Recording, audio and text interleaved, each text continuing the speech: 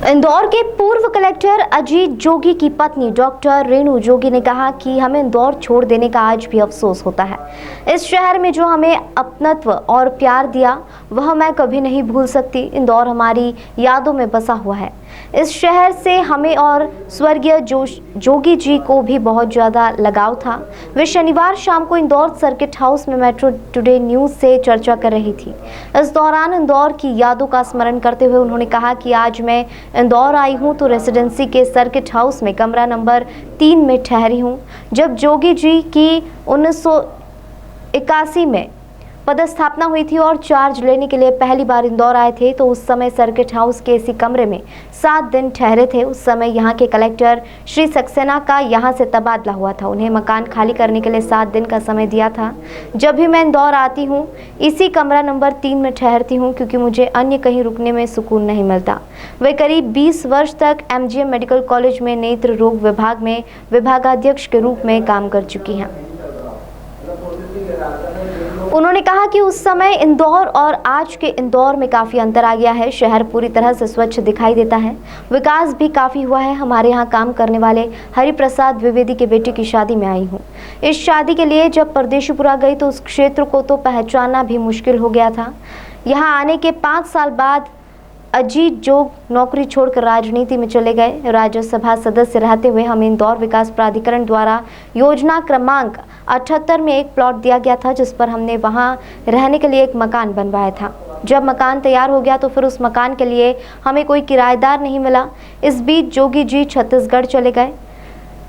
इसके चलते बाद में यह मकान बेच दिया। इस मकान को बेच देने का आज भी हमें अफसोस होता है। मेरा बेटा अमित जोगी भी कह रहा था कि मकान क्यों बेच दिया।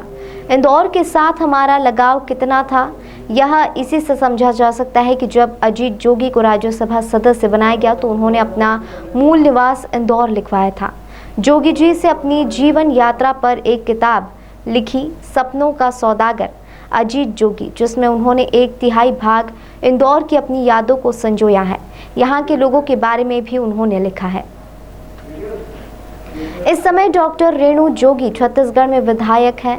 अजीत जोगी के द्वारा कांग्रेस छोड़ने के बाद नए राजनीतिक दल जनता कांग्रेस छत्तीसगढ़ का गठन किया गया। इसी दल की ओर से वे छत्तीसगढ़ विधानसभा की सदस्य हैं।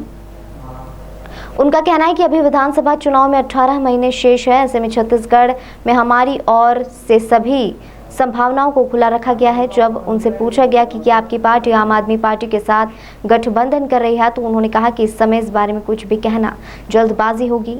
गांधी परिवार से उनकी नज़दीकियों के बारे में जब पूछा गया तो उन्होंने कहा कि अभी भी सोनिया गांधी से उनकी बात होती है। उन्होंने बताया कि अमित जोगी के पुत्र का नामांकन में श्रीमती सोनिया गांधी ने ही किया था। कांग्रेस के साथ ही फिर से पार्टी के विलय के बारे में उन्होंने कहा कि राजनीति में संभावनाएं कभी खत्म नहीं होती हैं। जी, हम जहाँ सर्किट हाउस में बैठे हैं तो मैं कह रही थी जब रायपुर से ट्रांसफ़र होकर आए थे 1 हफ्ता यहीं गुजारा। इस कमरे में मैं बच्चों के संग थी और जोगी जी बगल के कमरे में थे। मिस्टर सक्सेना हमारे पहले कलेक्टर थे। एक शिष्टाचार रहता है और एक व्यवहार की 1 हफ्ता उनको भी शिफ्ट होने में लगता है। तो आज उसी कमरे में आप रुके फिर से? हाँ, मैं अपने वाले में नहीं, जोगी जी वाले कमरा नंबर 3 और वहीं से रिक्वेस्ट डालती हूँ कि यानी यहाँ ही रुकें। वैसे रेसिडेंसी भी एक बार रुकी पर मुझे वो सुकून वहाँ नहीं मिला, यानी यहाँ जो इस रूम में मिलता है। पुरानी यादें, पुराना वातावरण। आज कलेक्टर बंगला भी देखना चाहेंगे आप फिर से, जहाँ लंबे समय तक रहे? नहीं, राघवेंद्र सिंह जी जब कलेक्टर थे और उसके पहले भी शैलेंद्र सिंह जी जब सेल्स टैक्स कमिश्नर थे तब मैं उनके घर डिनर पर गई थी। उन्होंने पूरे एक कमरा घुमाया क्योंकि एक लगाव सा हो जाता है। 5 साल बहुत होता है ना एक जगह रहने में। शैलेंद्र सिंह जी ने बताया कि हमने ये बढ़ा लिया है, इसको कमरा बना लिया है। राघवेंद्र सिंह जी ने बताया कि हमने ये बेडरूम के पास एक अतिरिक्त कमरा बना लिया बच्चों के लिए। और वो म्यूज़िक के बहुत शौकीन थे तो कुछ बजा के भी गा के भी सुनाया। अभी भी इंदौर में आप आते रहे हैं लगातार और लंबे समय तक रहे भी हैं, इंदौर को आपने कैसा बदलते हुए देखा है, अब और तब में क्या अंतर दिखता है? जी, लगभग 20 साल मैं इंदौर में रही, जब जोगी जी 5 वर्ष यहाँ कलेक्टर थे, और उसके बाद मेडिकल कॉलेज में मेरी नौकरी थी, तो 15 साल मैंने यहाँ नेत्र विभाग में काम किया। और इस बीच ये देखा कि निरंतर जो इंदौर का स्वरूप है वो बदलता रहा, और मतलब वो निरंतर बेहतर बनता गया। सरकार का मैं समझती हूँ उससे योगदान रहा है, पर कम। जैसे स्कीम 54, 58 या ये सब बहुत धीरे धीरे उस तरफ बढ़ रहा था। अब देखती हूँ तो ऐसा लगता है कि बिल्कुल पहचान ही नहीं आता है। कल मैं एक शादी में गई थी, मिलन परिणय कुछ गार्डन था, तो वहीं परदेशीपुरा इलाका था, पर पहले का परदेशीपुरा और अब वहाँ देखते ही देखते ऐसा लग रहा था कि पहचान तो आ ही नहीं रहा था, पर जैसे कि बॉम्बे से भी आगे बढ़ गया। पहले मिनी बॉम्बे कहते थे, अब ऐसा लग रहा है कि मतलब तेजी से बेहतरी की ओर बढ़ रहा है। और स्वच्छता के प्रति न सिर्फ अधिकारीगण, उनको भी मैं बधाई देना चाहती हूँ, वो तो जागरूक हुए हैं, तभी तो लगातार 5 बार सफाई क्लेanलीनेस और उसका पूरे देश में उसको इनाम मिला है। और इवन रायपुर से या अन्य शहरों से भी लोग आते हैं यहाँ से सीख लेने के लिए, तो मुझे भी गर्व होता है। और जब जोगी जी राज्यसभा के सदस्य बने तो उन्होंने अपना मूल निवास इंदौर ही लिखा, और क्योंकि यानी है तो वो छत्तीसगढ़ के रहने वाले, पेंड्रा रोड, अमरकंटक, परंतु उनको भी इंदौर शहर से विशेष लगाव था।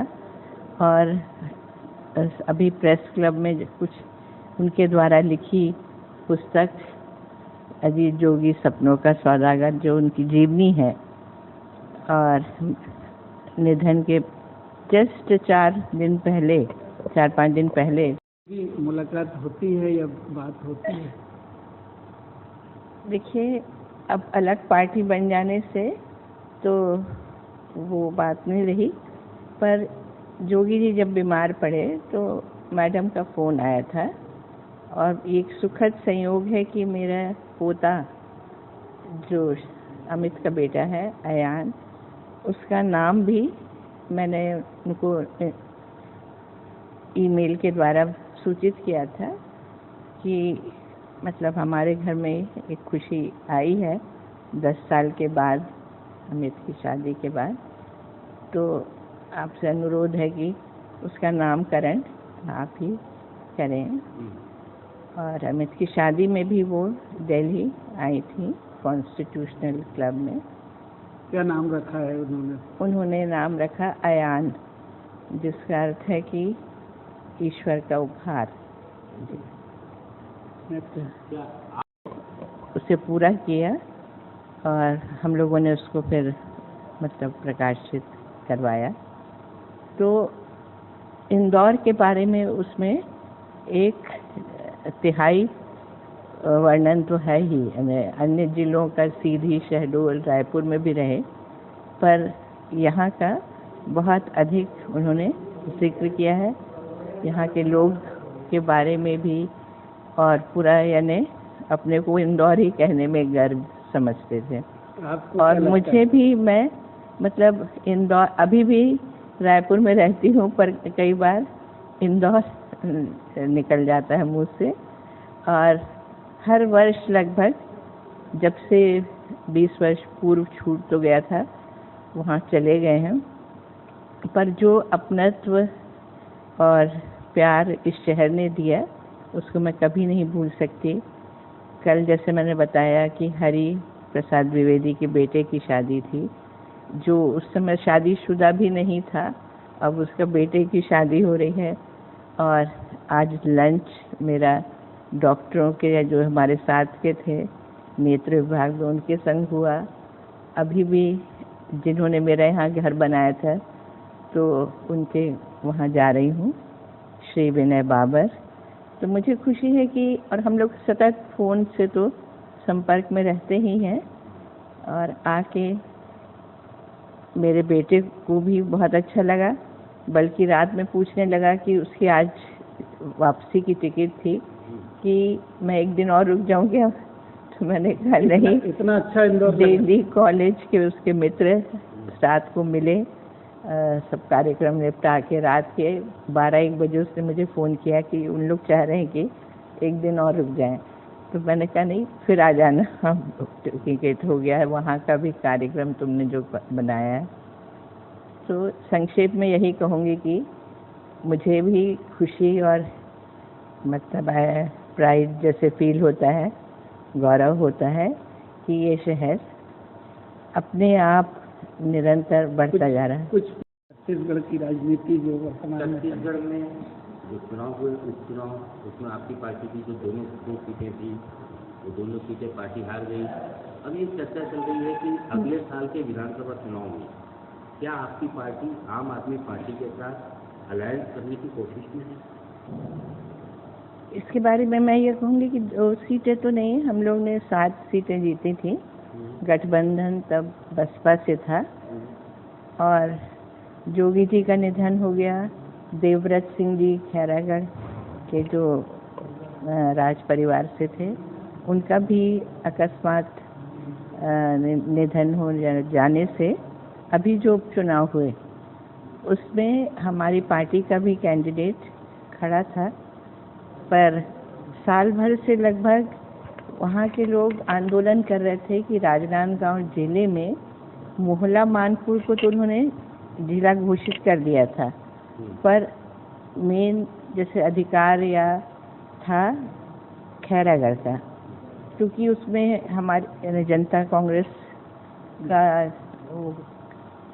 विधायक था, तो उसको ना बनाकर उन्होंने दूसरी एरिया को बना दिया। जबकि खैरागढ़ का क्षेत्रफल इतना बड़ा है कि जो 4 नए जिले घोषित किए, जिस तो कुल मिला के उनसे भी बड़ा है। और स्वाभाविक अधिकार मतलब राज परिवार या खैरागढ़ का था, क्योंकि उनके दादाजी ने एशिया का एकमात्र एक म्यूज़िक यूनिवर्सिटी जो है, अपना संगीत क्या कहते हैं, विश्वविद्यालय, संगीत और ये नृत्य और कला, फाइन आर्ट्स जी, और वहाँ देश विदेश के चूँकि इकलौता है तो आते हैं वहाँ, और काफ़ी प्रॉस्परस और अच्छा है। और उनकी माँ भी पद्मावती जी विधायक थी, तो मतलब उसका अधिकार बनता था ऐसा। गांधी परिवार से है आपके मन में? वही कल मुझसे अमित शादी के बाद कह रहा था कि आपने जो घर अंतिम बनाया था स्कीम 58 में, सांसद कोटे से हम लोगों को मिला था, तो क्यों बेच दिया, उसको रखना था मम्मी ने। तो मैंने कहा कि तब हम लोग राज्य ही अलग हो गया था, और उस समय पता नहीं कैसी मंदी थी कि कोई किराएदार भी नहीं मिल रहा था, क्योंकि उसको काफ़ी प्रेम से बनाया था कि खुद रहेंगे। और पर मुझे भी अफसोस होता है कि क्यों बेचा, परंतु जिन्होंने रखा है 2-3 बार तो गई उनको देखने, पिछली बार आए तो अच्छे से रखा है घर, साफ सुथरा।